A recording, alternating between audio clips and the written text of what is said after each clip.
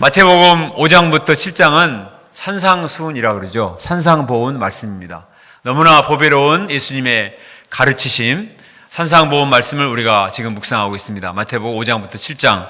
오늘은 마태복음 6장 말씀인데, 우리가 지난주에 살펴봤던 마태복음 6장 앞부분은 천국 백성들의 경건 생활에 대한 내용이었죠. 우리가 어떻게 경건하게 살 수 있는가. 오늘 말씀은 천국 백성들의 경제 생활이라고 할 수가 있습니다. 같은 경자 돌림인데, 지난주에는 경건 생활, 오늘은 경제 생활에 대해서 살펴보고자 합니다. 성경에 무슨 경제 생활이 나와요? 이렇게 하는 사람도 있지만, 그러나 우리가 살아가면서 이 경제 문제, 물질 문제는 도저히 떨쳐볼 수 없는 아주 중요한 문제입니다. 사람이 살아가는데 이 물질 문제는 항상 따라다니죠. 물질은 잘 사용하면 덕이 되지만 잘못 사용하면 독이 됩니다. 그래서 이 돈을 보고에 비유하는 사람이 있습니다. 보고는 잘 요리하면 아주 맛있는 건강에 좋은 요리가 되지만 잘못 요리하면 보고 먹고 죽기도 합니다. 돈도 마찬가지입니다.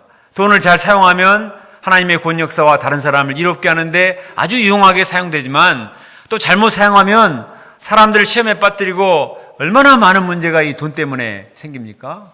우리가 오늘 말씀을 통해서 어떻게 물질을 어디에 투자해야 되는가, 또 우리가 어떻게 물질에 대한 염려를 극복할 것인가. 오늘날 수많은 사람들이 물질의 노예가 되어서 질질 끌려다니며 사는데, 우리가 물질을 다스리고 정말 영적인 물질관을 가진 천국 백성들이 될 수 있기를 기도합니다. 17절, 19절 말씀을 같이 읽어보겠습니다. 19절 말씀 같이 읽어볼까요? 19절 시작.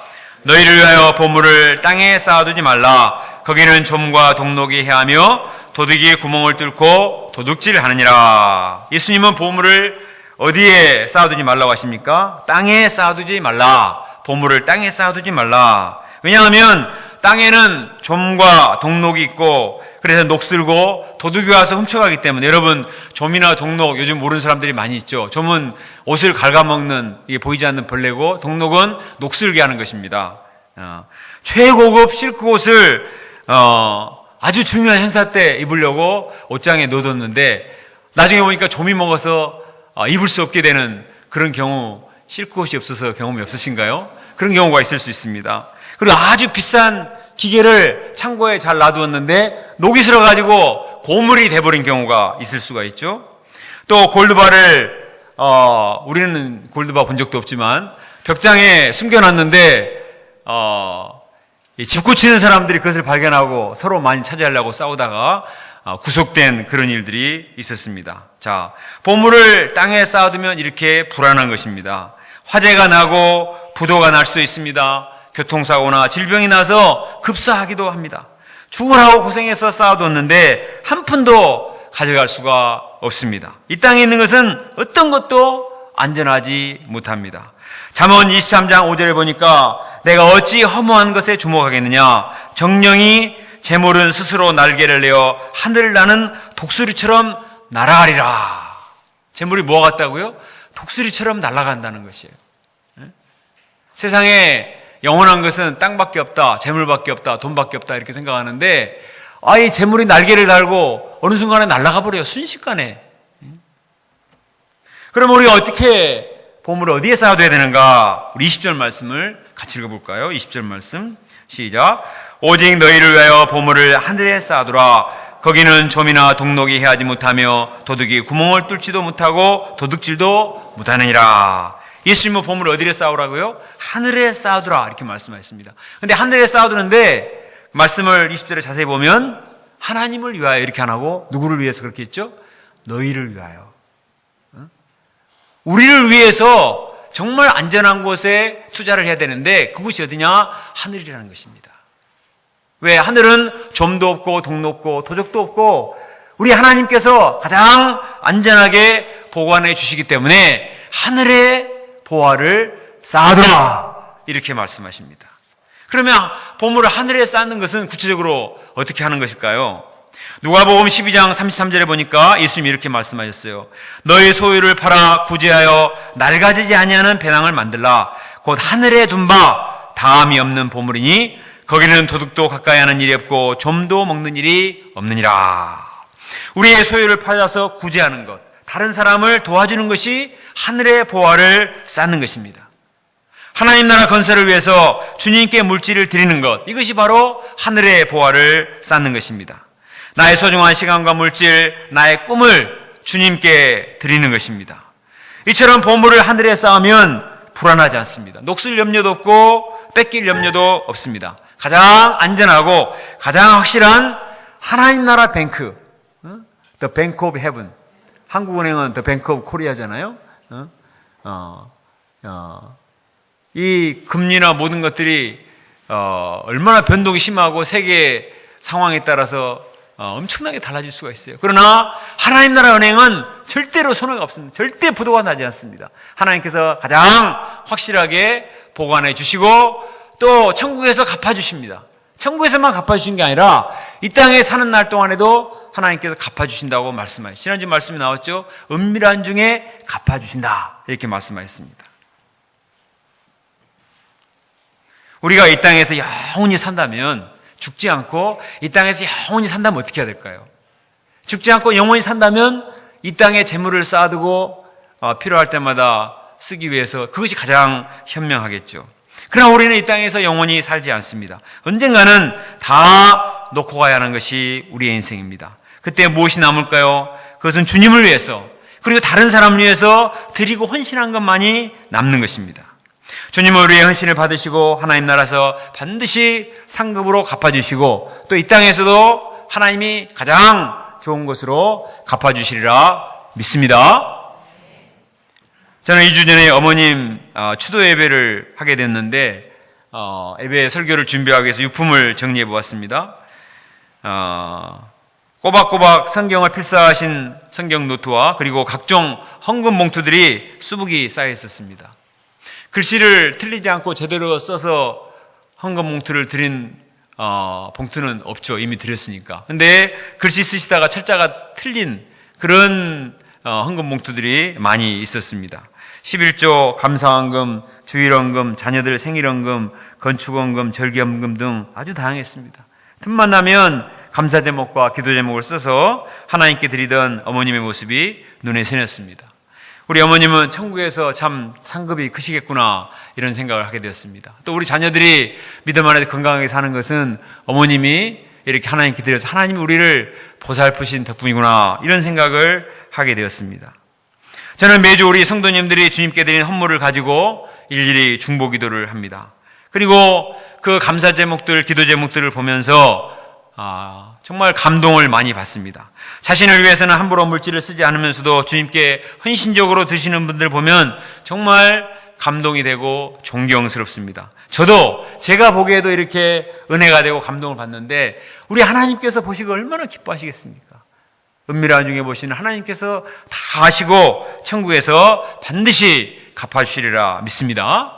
그리고 또 하나님께 진심을 드리는 분들 가만히 보면 정말 하나님이 복을 주셔서 복을 받는 것을 많이 봤습니다. 하나님은 정말 너무나 정확하시다 하는 사실을 여러 번 깨닫게 되었습니다. 우리가 주님께 드린 물질과 진심은 결코 헛되지 않습니다. 우리 21절 말씀을 같이 읽어봅시다. 21절. 자, 시작. 마음도 있느니라. 보물은 우리의 마음을 끄는 무서운 마력이 있습니다. 나침반이 북극을 가리키듯 사람의 마음은 보물이 있는 쪽으로 가게 되었습니다. 자기가 어디에도 투자했는가, 자기가 어디에 관심 있는가에 따라서 결국은 마음이 갈 수밖에 없죠. 부동산이나 주식에 투자했으면 자꾸 거기에 관심이 갈 것입니다. 하나님 말씀과 양들을 돕는 것에 최고 가치를 두는 사람은 항상 그것을 생각하고 또 거기에 시간을 쓰고 또 양들을 위해서 섬기는 데는 전혀 물질을 아까워하지 않습니다. 22절과 23절도 같이 읽어볼까요? 시작. 눈은 몸의 등불이니 그러므로 내 눈이 성하면 온몸이 밝을 것이요 눈이 나쁘면 온몸이 어두울 것이니 그러므로 내게 있는 빛이 어두우면 그 어둠이 얼마나 더하겠느냐. 여기서 눈은 이 가치관, 분별력을 말합니다. 눈이 어두우면 온몸이 어둡게 된다. 분별력과 가치관이 잘못되어 있으면 그 사람의 모든 행동, 거지와 말이 다 어둡고 잘못될 수밖에 없습니다. 그러나 눈이 밝으면, 눈이 밝다는 것은 건강한 영적 가치관이 있으면 무엇이 옳은가, 무엇이 그른가, 무엇을 하지 말아야 되고 무엇을 해야 되고 이것이 분명하게 보이기 때문에 그 사람의 모든 몸과 행동과 삶이 밝게 될 것입니다. 눈이 밝는다는 거, 이거 얼마나 중요합니까? 이건 세상에서 가르쳐주지 않습니다. 이것은 성경이 가르쳐주는 영적인 진리를 통해서 영안이 열려야, 영적인 눈이 열려야 영적인 세계를 볼 줄 아는 사람은 영적인 가치를 알고 거기에 솔깃하고 또 절대로 그것을 놓치지 않습니다. 그것을 사모합니다. 그러나 영적인 세계에 눈이 뜨이지 않는 사람은 전혀 들리지 않고 깨닫지 않습니다. 말씀이 귀에 들어오지 않습니다. 그러다가 어디 땅값이 올랐다네, 뭐가 값이 나간다네 하면 얼른 귀가 뜨여가지고 눈이 뜨여서 거기에 집중하게 됩니다. 이런 사람은 재리에는 밝지만 영적인 세계는 까막눈인 것입니다. 예수님의 제자가 몇 명이죠? 12명입니다. 예수님과 3년을 동고동락을 했으면 그 12명은 그 예수님을 보고 예수님께 수없이 말씀을 드렸으니까 눈이 밝고 영적인 가치관이 있어야 되잖아요. 그렇지 않습니까?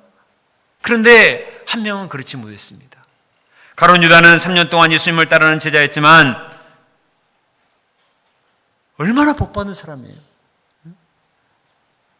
3년 동안 하나님의 아들을 모시고 살면서 그 예수님으로부터 저자 직강을 들으면서 오리지널 사운드 트랙으로 들으면서 예수님의 사랑을 받으면서 그 앞에서 펼쳐지는 얼마나 놀라운 기적들을 보고 말씀을 듣고 영적인 가치관이 생길만 하죠. 얼마든지.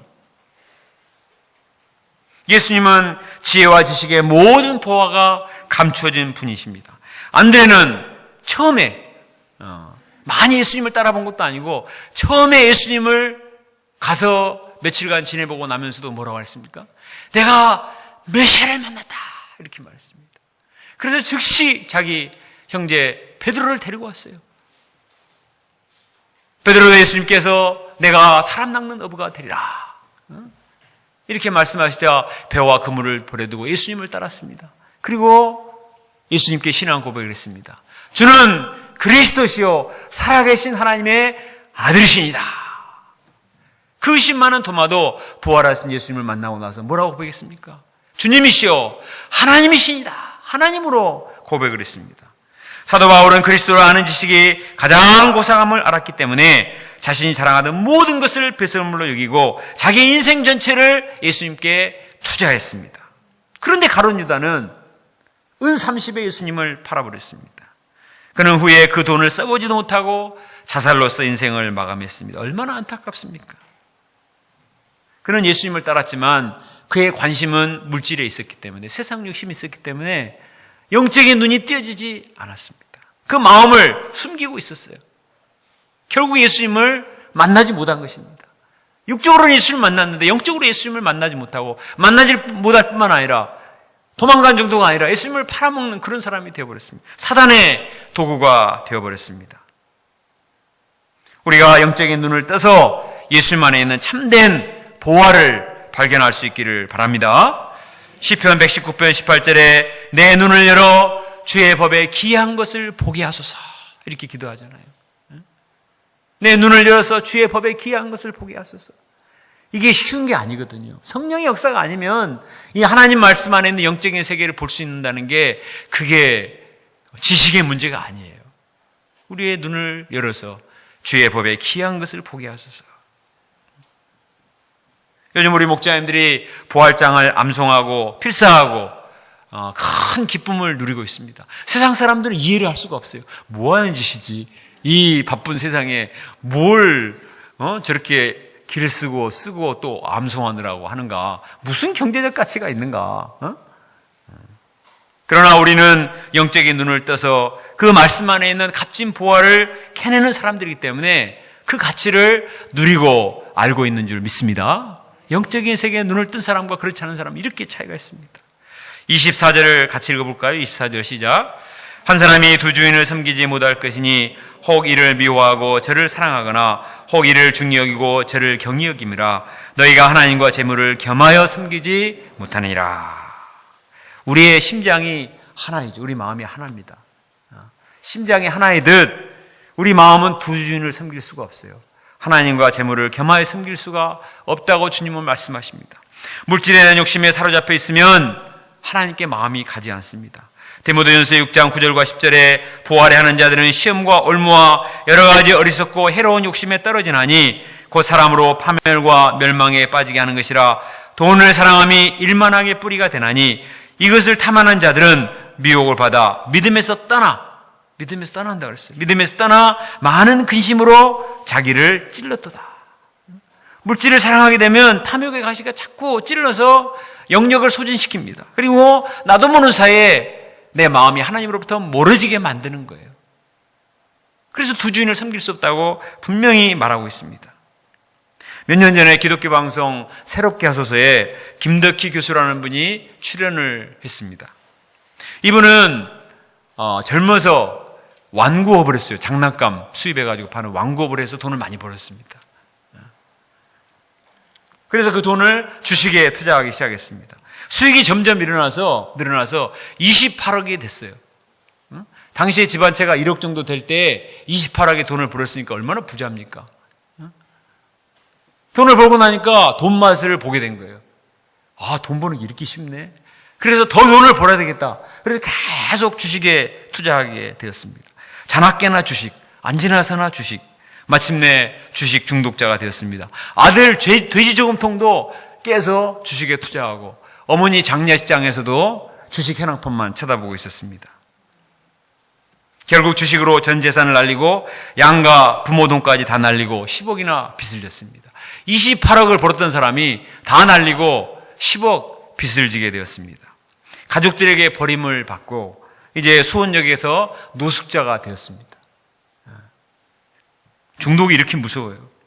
정신병원 폐쇄봉동에 감금돼서 구타를 당하며 비참한 가운데 치료를 받아도 또 나오면 또 반복되고 또 반복되고 7번 자살 기도를 할 만큼 너무나 심각했습니다.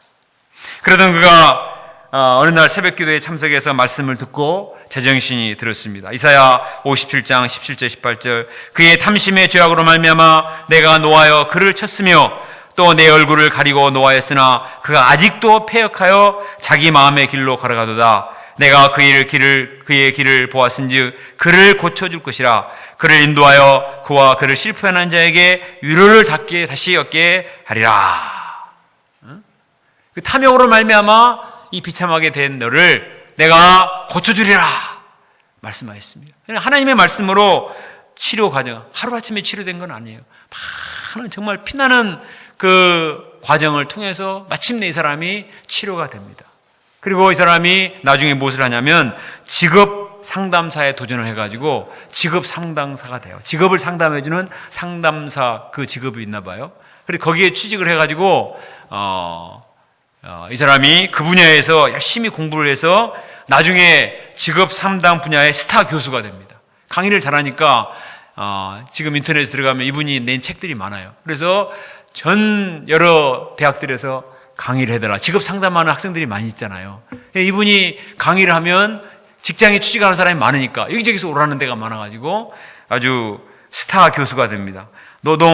고용노동부에서 주는 최고 강사상까지 받았습니다. 그는 말씀을 전하는 전도자요 학생들에게 꿈을 심어주는 대학 교수로 거듭났습니다. 이분이 책을 냈는데 제목이 뭐냐면 대학 교수가 된 노숙자. 대학 교수가 된 노숙자. 제가 읽어보니까 책의 내용은 한마디로 이거예요. 돈보다 더 높은 가치를 추구하라.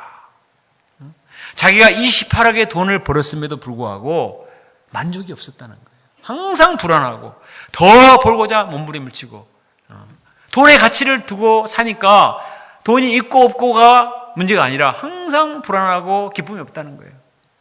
그러나 지금 하나님의 말씀을 가르치고 다른 사람에게 꿈을 심어주고 그 사람을 돕는 인생을 사니까 기쁨이 있다는 거예요. 그는 물질과 하나님을 겸하여 섬길 수 없음을 뼈저리게 느끼고 절대로 주식 계좌를 개설하지 않는 이런 철칙을 가지고 살고 있다고 했습니다. 오늘날 시대는 너무나 물질적인 가치관이 팽배했기 때문에 눈이 어두워지기 쉽습니다. 영적인 분별력을 상실하고 물질의 노예가 되기 쉽습니다. 그러나 우리가 분명한 영적인 가치관을 가지고 하늘의 보화를 쌓는 저희들이 될 수 있기를 간절히 기도합니다. 하늘의 보화를 두고 사는 사람은 세상 사람들이 알지 못하는 너무나 귀한 행복과 기쁨을 맛보며 사는 것입니다. 그런데 우리가 이처럼 하늘의 보화를 쌓아두고 살면 그러면 땅에서 어떻게 사는가? 하늘의 보화를 쌓아두고 하나님을 섬기며 다른 사람을 돕는 건 좋은데 아니 실제로 우리가 이 땅에서 먹고 사는 경제 생활을 어떻게 하는가? 이 염려가 생기잖아요. 예수님은 이것을 아셨습니다. 그래서 오늘 말씀 후반부에 염려를 어떻게 극복할 것인가? 이것을 가르쳐주고 계십니다. 우리 다 같이 25절 말씀을 읽어보겠습니다. 25절 시작. 그러므로 내가 너에게 이르노니 목숨을 위하여 무엇을 먹을까? 무엇을 마실까? 몸을 위하여 무엇을 입을까? 염려하지 말라. 목숨이 음식보다 중하지 아니하며 몸이 의복보다 중하지 아니하냐. 사람들은 무엇을 먹을까? 무엇을 입을까? 어떤 집에 살까? 어떻게 취직하고 어떻게 결혼할까? 어떻게 자식들을 키우고 또 노후 준비를 할까? 끊임없이 염려를 하지 않습니까? 본문에 염려라는 단어가 몇 번 나와요? 6번 나옵니다. 염려. 염려라는 오늘 헬라어로 보니까 메람 나오는데 나뉘다, 분열되다. 이게 사람이 염려를 하면 마음이 분산돼서 힘이 없어지고 두려움이 많이 생기지 않습니까? 또 염려라는 영어 단어를 보니까 월이잖아요. 근데 이 어원이 뭐냐면 목을 조르다 이런 뜻이에요. 사람이 염려에 사로잡히면 이 걱정, 의심, 염려로 말미암아서 목이 졸라옵니다. 그래서 예수님은 염려하지 말라. 누가 염려하고 싶어서 염려합니까? 우리도 염려가 안 좋다는 것은 아는데 염려되는 걸 어떻게 합니까? 예수님은 왜 염려하지 말라고 하는가? 뭘 근거로 말씀하시는가? 우리 다 같이 26절 말씀, 26절부터 28절을 같이 한번 읽어보겠습니다. 26절부터 28절 시작. 공중의 새를 보라. 심지도 않고 거두지도 않고 창고에 모아들이도 아니하되 너희 오늘 하나님께서 기르시나니 너희는 이것들보다 귀하지 아니하냐. 너희 중에 누가 염려함으로 그 키를 한 자나도 더할 수 있느냐. 또 너희가 어찌 의복을 위하여 염려하느냐. 들의 백합화가 어떻게 자라는가 생각해보라. 수고도 아니하고 길쌈도 아니하느니라. 왜 우리가 염려하지 말아야 되는가? 예수님은 목숨이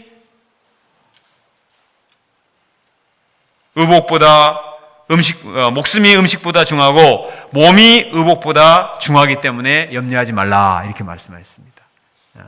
뭐가 뭐보다 중요하다고요? 목숨이 의복보다 중요하고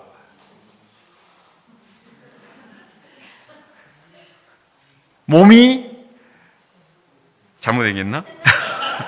목숨이 음식보다 중요하고 몸이 음식보다 중요하다. 제가 거꾸로 얘기했나요? 근데 생각해 보세요. 우리의 목숨과 우리의 몸은 누가 주셨습니까? 하나님이 주셨습니다. 우리의 몸과 목숨이 얼마나 소중하고 얼마나 복잡합니까? 우리가 아무것도 한 것이 없어요. 근데 하나님이 이렇게 완벽하고 이렇게 본질적이고 소중한 이 목숨과 몸은 하나님이 주셨다고요. 거기에 걸치는 옷이나 그것을 유지하기 위해서 먹는 음식은 너무나 부수적인 거예요. 근데 우리는 정말 본질적인 것, 목숨과 몸에 대해서는 별로 염려하지 않으면서 이 옷과 음식에 대해서는 얼마나 염려합니까? 하나님이 본질적인 것을 창조하셔서 우리에게 주셨다면 부수적인 내 몸과 내 목숨을 유지하기 위해서 필요한 부수적인 것을 주시지 않겠는가? 왜 염려하는가? 그래서 뭐라고 말씀하세요? 믿음이 적은 자들아. 하나님이 이렇게 우리에게 목숨과 몸을 주셨으면 거기에 필요한 것도 주실 것인데 왜 염려를 하는가? 그래서 주님께서는 예로 뭘 드셨죠? 새와 꽃을 드셨습니다. 공중의 새를 보십시오. 심지도 않고 거두지도 않고 창고에 모아들이지도 않습니다. 그런데 새 보세요. 얼마나 자유자재로 날아다니고 항상 즐거워. 새들은 항상 노래 부르고. 새가 우는 거 보셨어요? 믿음이 없으니까 우는 것처럼 보이지 항상 지적이며 아주 고개 비용하고 즐겁게 삽니다. 새가 굶어 죽었다는 말 들은 적이 없습니다. 하나님이 먹이시기 때문에 걱정 없이 하루하루 삽니다. 들의 백합화를 보십시오. 백합화가 얼마나 아름답습니까? 수고도 아니하고 길쌈도 하지 않습니다. 염색도 하지 않고 향수를 뿌리지도 않습니다. 그런데도 하나님이 기가 막힌 색상, 기가 막힌 디자인, 그리고 향기로 장식해 주십니다. 요즘 피는 꽃들을 보세요. 저기 꽃들 보면은 정말 꽃들이 어떻게 저렇게 종류도 많고 어떻게 색깔도 다 다르고 또 한 차례만 다 피는 게 아니에요. 철마다 다 다르고 종류도 얼마나 다양하고 향기도 다양하고 얼마나 멋있습니까? 근데 오늘 있다가 내일 사라지는 들풀이라 했어요. 저 사진에 찍힌 꽃들은 그래도 사진에서도 찍히는데 저 심산유곡에 피는 꽃들은 누가 보지도 않는 꽃들도 있단 말이에요. 사진에 찍히는 꽃은 아주 아름답고 저 산속에 있는 꽃은 대강 생겼습니까? 그렇지 않잖아요. 하나님이 입히시기 때문에 솔로몬의 영광으로도 따라갈 수가 없다.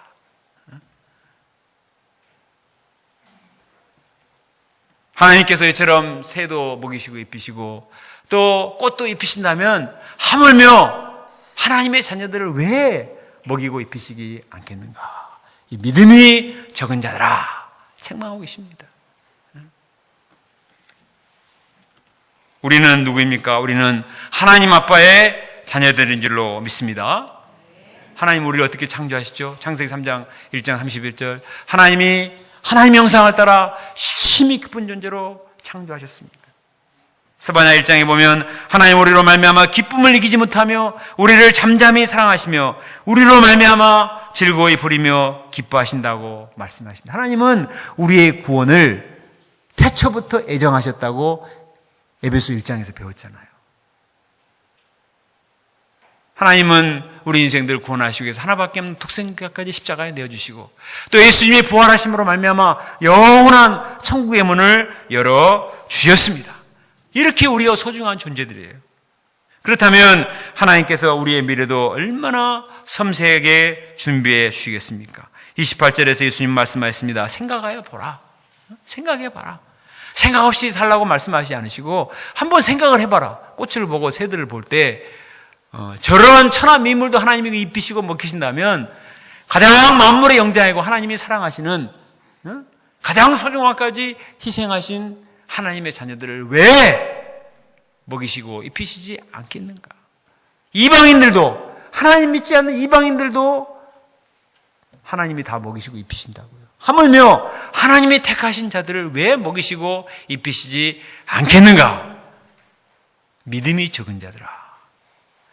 결국 천국 백성들의 경제 문제는 믿음의 문제인 것입니다. 하나님께 대한 믿음이 있을 때 하나님께서 책임져 주시리라 믿습니다. 31절과 32절을 같이 읽어볼까요? 시작. 그러므로 염려하여 이르기를 무엇을 먹을까 무엇을 마실까 무엇을 입을까 하지 말라. 이는 다 이방인이 구하는 것이라. 너희 하늘 아버지께서 이 모든 것이 너에게 있어야 할 줄을 아시느니라. 하나님이 아신다고 했습니다. 자식들이 태어나면 부모가 자식들이 어느 정도 클 때까지 다 준비하고 하잖아요. 하나님도 우리의 필요한 것을 다 아시고 우리보다 더 우리의 관심을 가지시고 도와주십니다. 우리가 염려하지 말고 하나님을 믿고 믿음으로 살 수 있기를 간절히 기도합니다. 의학적으로도 사람이 염려를 많이 하게 되면 아드레날린 과다 분비로 말미암아서 아주 스트레스 때문에 여러 질병이 생긴다고 합니다.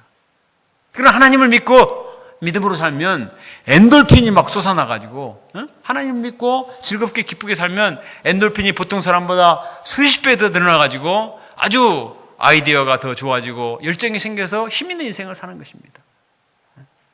우리 하나님을 믿고 믿음으로 살면 하나님께서 여러모로 우리 인생을 책임져 주시리라 믿습니다. 베드로전서 5장 7절에 너희 염려를 다 주께 맡기라. 이는 그가 너희를 돌보심이라 말하고 있습니다. 모든 염려를 하나님께 맡기고 믿음으로 살 수 있기를 간절히 기도합니다. 우리는 염려 대신 무엇에 힘을 써야 될까요? 33절을 같이 읽습니다. 33절 시작. 그러니 너희는 먼저 그의 나라와 그의 의를 구하라. 그리하면 모든 것을 너에게 더하시리라. 우리는 염려를 주님께 맡기고 먼저 그의 나라를 구해야 되겠습니다. 그의 나라와 그의 의를 구해야 되겠습니다. 그의 나라를 구한다는 건 뭔가요? 하나님의 통치가 이 땅에 이루어지도록. 그의 의를 구한다는 것은 하나님의 의가 실현되도록. 그냥 나만 잘 먹고 잘 살고 이 땅에서 뒤처지지 않아야 되는데 막 내 것만 관심 가지고 살면은 염려에 시달리고 오히려 인생이 잘 못 되는데 다 그냥 하나님께 맡기고 큰 마음을 가지고 하나님의 나라가 임하시고 하나님의 통치가 이루어지고 하나님의 뜻이 이루어지고 주기도면서 가르쳐주신 첫 번째, 두 번째, 세 번째 그것이 바로 그의 나라와 그의 의를 구하는 것입니다. 어떤 분은 그렇게 설명해요. 하나님이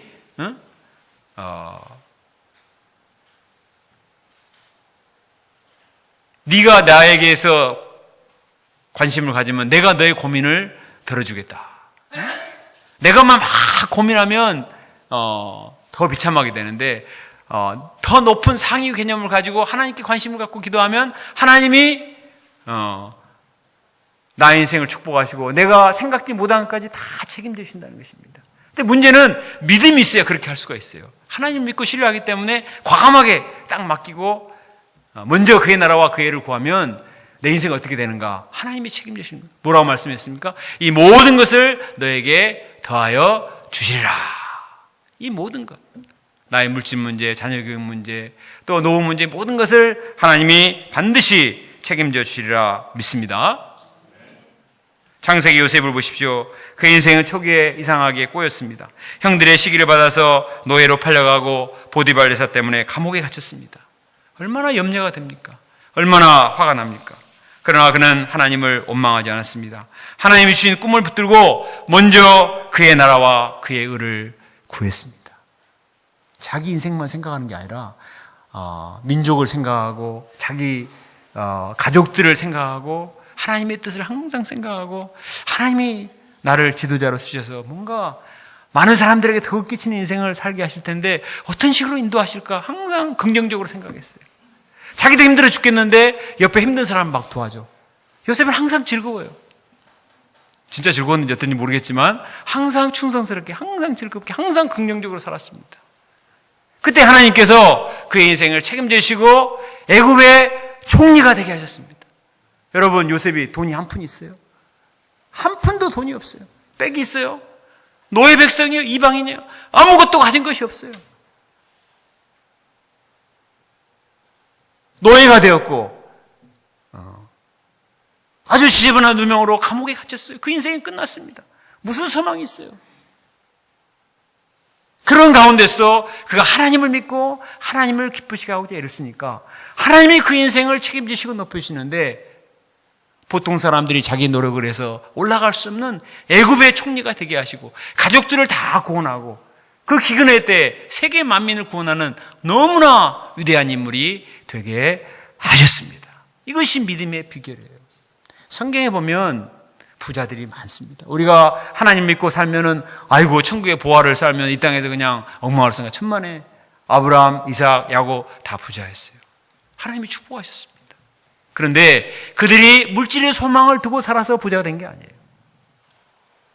어떤 가운데도 먼저 그의 나라와 그의 의를 구하고 심지어는 하나님께서 이 아브라함에게 독자 이삭을 바치라고 하는데도 하나님께 순종을 해서 먼저 그의 나라를 구했을 때 하나님이 그를 기뻐하시고 그들이 생각지 못한 엄청난 복을 주셨습니다.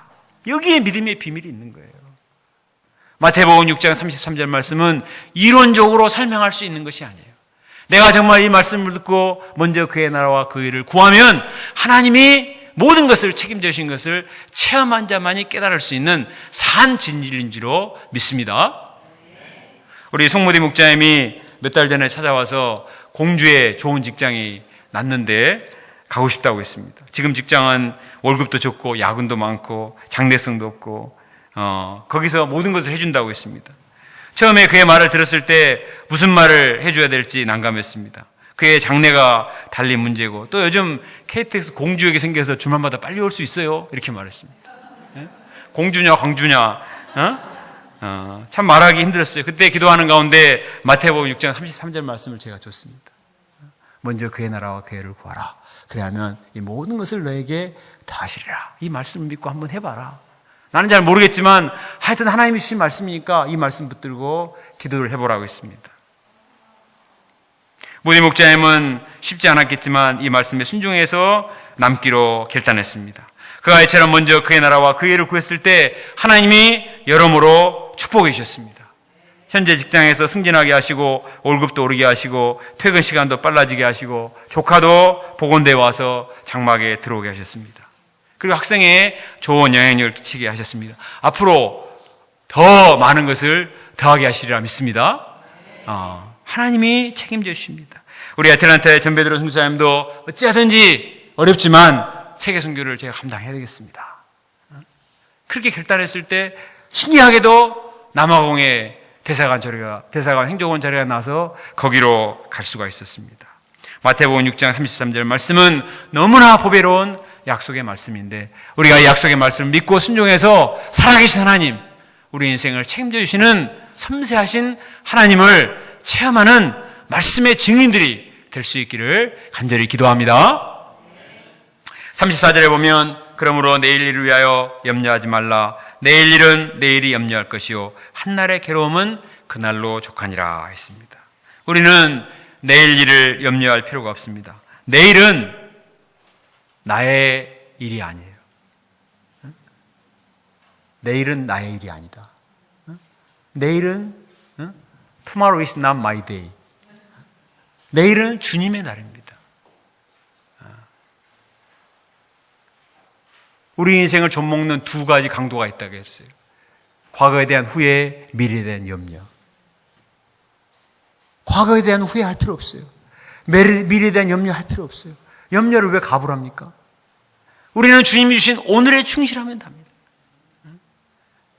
하나님이 주신 오늘, 한 번 가면 다시 오지 않는 오늘, 이날에 열심히 주님이 주신 사명을 감당하며 그의 나라와 그의 의를 구하면 하나님이 모든 것을 책임져 주리라 믿습니다. 미래에 대한 염려, 과거에 대한 후회, 사단이 심는 것입니다. 사단이 자꾸 염려와 불신과 후회와 이런 인간적인 생각으로 목을 조여서 힘을 못 쓰게 하는 거예요. 우리가 하나님의 말씀을 믿고 순종해서 말씀의 능력을 체험하는 주의 백성이 될 수 있기를 간절히 기도합니다. 결론입니다. 오늘 말씀을 통해 우리가 신자들의 경제생활이 어때야 되는가? 신자들의 경제생활은 믿음과 관계가 있습니다. 세상 사람들의 경제생활은 물질적이고 현실적이고 계산적입니다. 그러나 우리 천국 시민들의 경제생활은 하나님을 믿는 믿음의 경제관을 가지고 살아야 합니다. 하나님께서 우리의 생사복을 주관하시고 하나님께서 우리의 앞날을 주관하시고 축복하실 것을 믿고 먼저 그의 나라와 그의 의를 구함으로써 모든 것을 더해 주시고 책임지시는 살아계신 하나님, 사랑의 하나님을 체험할 수 있기를 간절히 기도합니다. 우리 마태복음 6장 33절 같이 읽고 기도하고 마치겠습니다. 마태복음 6장 33절 시작. 그런즉 너희는 먼저 그의 나라와 그의 의를 구하라. 그리하면 모든 것을 너에게 더하시리라. 하나님